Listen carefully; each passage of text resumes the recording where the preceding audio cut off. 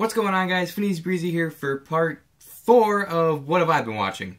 So this episode is quite overdue. The first show I'm going to talk about I watched back in the beginning of March, so it's been quite a while at this point, but I did want to save it to put into this episode, which is why the last one was only 4 episodes, and you would think that this one would have been closer together, but I actually watched some pretty long series, so that takes a little bit of time to watch. So if you're one of my new subscribers and you aren't familiar with the What Have I Been Watching series, what it's about is pretty much I sit down and I talk about the last 5 anime that I watched. I give you guys a brief overview about the plot, what I thought about it, what I liked about the show, what I didn't like about the show, if I think you guys would like the show, and if I think it was worth purchasing since I buy all the stuff that I watch. If you are one of my new subscribers, I want to say thank you very much for joining my YouTube channel, and I hope that you guys enjoy the content that I put out, and especially these What Have I Been Watching videos, because I feel like it's one of the best ways I can talk to you guys about anime, since it's pretty much, me unscripted talking about nothing, really.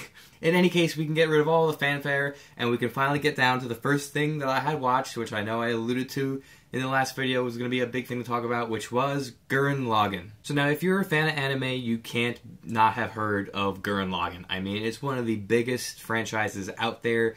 There's so much hype around it, and for me, I was just never really interested in watching it until the point became where it was like, everyone was like, hey, have you seen Gurren Lagann? And I was like, no. Should I really watch it? Do I need to watch it? And the answer was yes, I needed to watch it, and I should have watched it. Just very, very briefly, so the plot of Gurren Lagann follows a few individuals. I'm going to try and keep it as plot spoiler-free as I can because it's a fantastic series and I don't want to give anything away. But it follows a couple people who were living underground. They had a civilization underground, along with all of the civilizations on Earth of different groups of humans living underground. And their journey to break free from what they were born into, and all that they knew was living underground and living in fear of what was out there.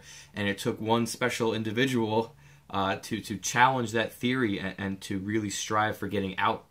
And from there, the show just elevated and progressed into a galactic scale, pretty much.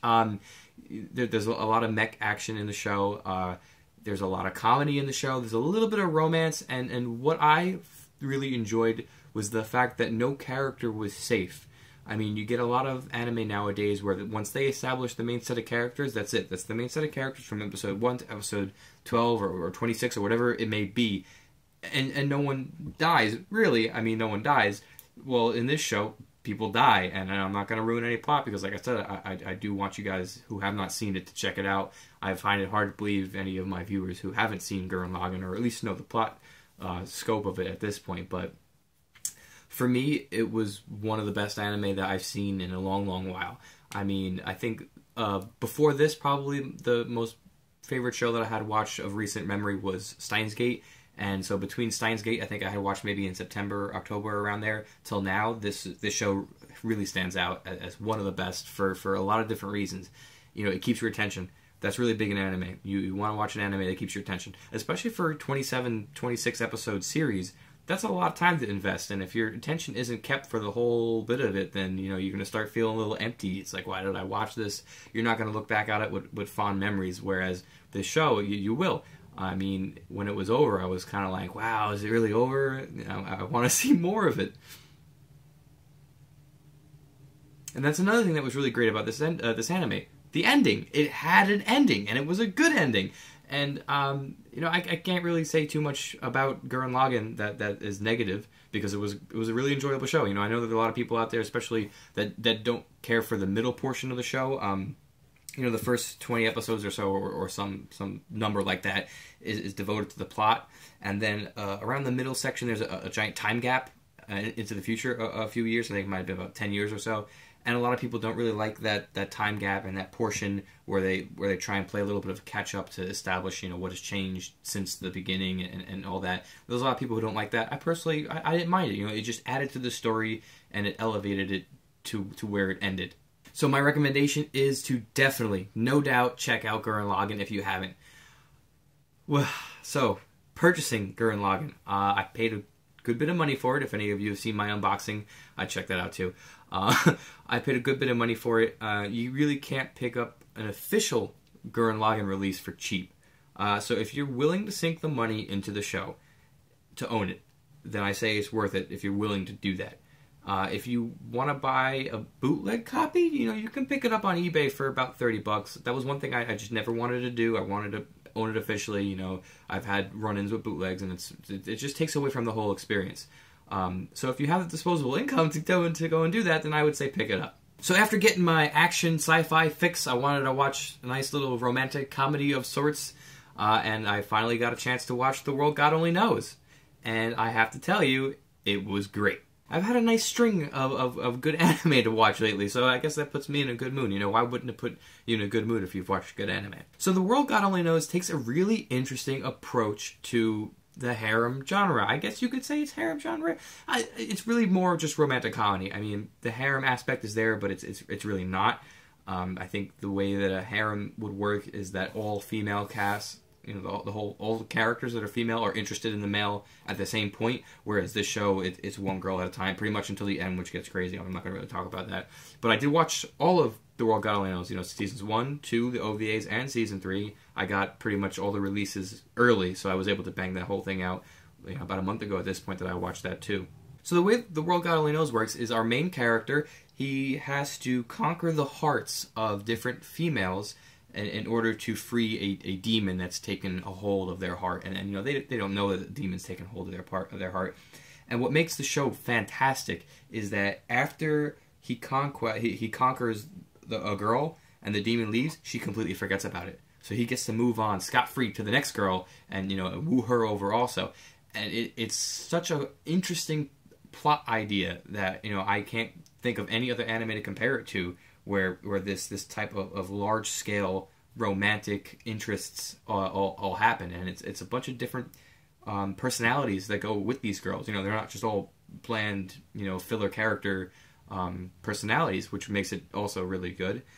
And the whole show has like a very heavy video game overtone, which I'm a very big classic gamer and stuff and retro gamer and all that. So that really also drew me in also, which really added to the show. I have to tell you, I thoroughly enjoyed The World God Only Knows. I know a lot of my subscribers are big fans of the show, and I would say if you've never checked it out, definitely, hands down, needs to be watched. No question.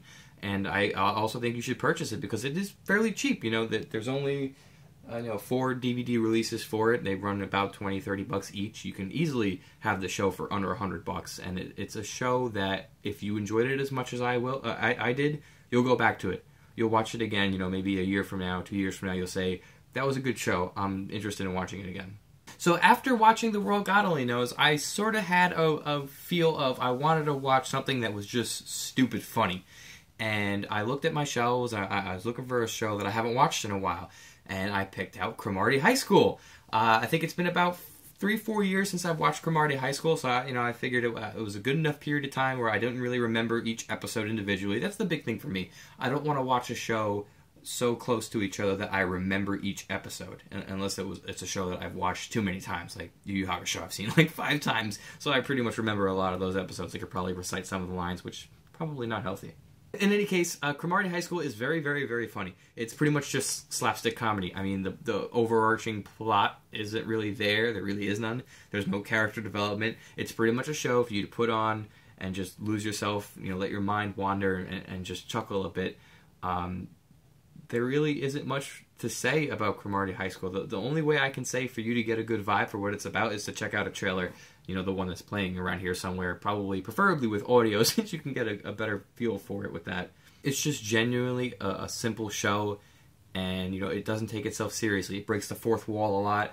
I think every time something happens where it's like, why didn't they explain that? The main character goes, if you want to know more, read the manga. It's like they're clearly trying to push you reading the manga, which was funny, though, because of the fact that it breaks the fourth wall like that. I really enjoy shows that break the fourth wall, because then it just, pulls you back into it. You may be sitting there and you're just watching it, and when something breaks the fourth wall, like they're trying to talk to you, whatever, you're like, whoa, I should start paying attention more, and then you're hooked for the rest of the episode. So if you've never checked out Cromartie High School, I recommend you checking it out. If you're a fan of comedy, definitely, there's no question, this is one of the top shows to watch if you're a fan of comedy. Definitely one of the best done anime for just classic slapstick humor. Recommending buying it. I didn't look on eBay or any other, Amazon, any other source to see how much it's going for. I mean, I bought the thin pack release a few years ago, like I said, when I watched it, and it was cheap, probably 15, 20 bucks at the most. I don't know if that's the case anymore because, you know, it's in limbo. It's definitely not going to be getting a new release anytime soon. So if you're holding off on an Anime Classics Cromartie High School, I can pretty much safely say that they're not going to come out with that. So if you're interested, you know, check out Amazon, check out eBay. I'm really not sure what it's going for, but it's a very short show. Each episode is only about 6 minutes. So and there's only about 12 episodes. So it's a bit much to invest the money into if it's expensive. If it's not, I would say definitely pick it up. So after getting my action, my romantic comedy, and my slapstick comedy animes out of the way, I wanted to watch something with a little more of a mature feel, you know, maybe a little science-y, spacey sort of, you know, something like Outlaw Star or something, a kind of show that makes you think a little bit.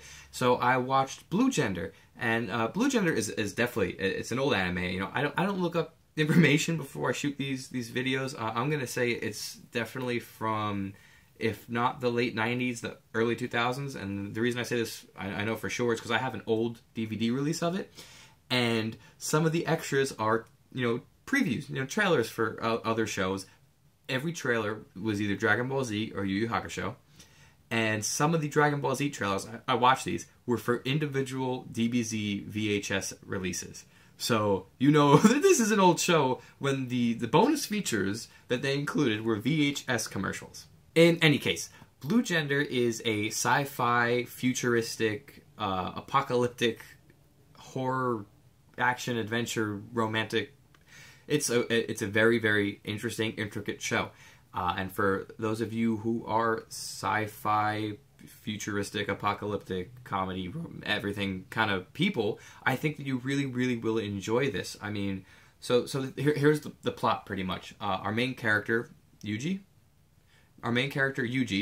is diagnosed with an illness. You know, his cells are degrading or whatever, and they put him to sleep because they don't have a cure for it. And I believe it was like 1998 that they put him to sleep, or 1996. So maybe that's when the show came out, 98, 96. So they put him to sleep with the mindset of, we will wake you up in 20, 30 years when we come up with a cure for your illness. Well, that's not how it went. After they put him to sleep, you know, this creature that they call the Blue, this creature started, you know, evolving and developing and started killing humans. And it just became so widespread that, you know, there was just, people were dying everywhere. And humans needed to leave the planet. So, you know, they gathered up, I think they said it was like 100,000 people or some small amount like that. And they made a space station up in space and to preserve humanity. And a couple scientists on this space station, you know, decided that we should go back down and wake up these people who we put to sleep. And from scientific testing, that they determined that these people would be genetically inclined to help destroy these creatures, the Blue. And that's where our main character comes in. The first episode is with him being woken up by a woman who's from upstairs. I shouldn't say upstairs. Who's from the space station, in a giant mech suit, you know, fighting off these Blue. And this guy is just, you know, horrified. He's terrified. He's lost his mind. You know, and the way that they present it, the first episode really doesn't explain what's going on. You know, you don't get this until you watch a couple episodes into it. And the way that they did that is great, because they want you to feel like that is you. You know, how would you react being woken up in this, you know, destroyed building, covered in growth, with dead people everywhere and these hideous creatures trying to kill you? You know, how would you feel waking up like that? You'd be horrified, like he was. And you get to see his character development from episode 1 until the end. You know, he mans up, which is great to see. You know, he's not just some bumbling coward. You know, in the beginning he is, but it's to be expected. I'd expect nothing less of myself even. I probably would have been like, all right, guys, do what you gotta do. I'm gonna be useless for the rest of this episode, this series. I'm done. I'm useless. But that's not the case with Yuji. You know, he mans up and he realizes that this is the world he lives in now, and he wants to do everything he can to right the way, you know, to fix it, to get everything back to the way it was. And that's pretty much what the show is about. The show's about him and his, you know, journey to discover, you know, what's going on, how to fix things, and it takes a really interesting turn towards the end. You know, in the beginning, I figured it would end with him getting off of Earth and going to the space station and being good, because the way that they presented it was like that was all that they wanted to do. They wanted to get off Earth. They wanted to get up to the space station. Halfway, not even halfway through the series, they get up to the space station. So now I'm like, all right, things are about to get really interesting, and they do. They really, really do. I'm not going to go too much into plot because this isn't a review. This is me talking about Blue Gender, and I think that anybody who is a sci-fi fan, a classic anime fan, a classic anime sci-fi fan, you know, fans of like Big O and Outlaw Star and, you know, Cowboy Bebop, maybe not to the same extent. Let's see if I can just pick something out here. I can't pick something out, but if you're a fan of sci-fi anime and you've never watched Blue Gender, highly, highly, highly recommend it. When it comes to purchasing it, I went out and I bought the retro limited edition box set. I think it cost me $8 on eBay. I know for a fact they just released an Anime Classics version of Blue Gender, so it's out there. It's not expensive, and I think you can easily get your hands on it. And if you're a sci-fi fan, I really think you will enjoy it, and I think you should pick it up. You know, this is an odd what have I been watching. I liked all 4 shows. I recommend all 4 shows, and I think you should buy all 4 shows. This doesn't happen very often. Maybe I should watch more stinky anime. I want to thank you all very, very much for watching. If you watched this whole video at this point, I'm not even sure how long it is, but I'm sure it's long enough because I've been talking for a while. If you watched this whole video, thank you so much. If you liked the video, you know, give it a thumbs up. Lets me know that you guys enjoy what I've been doing and that you guys want to see more, especially of these What Have I Been Watchings.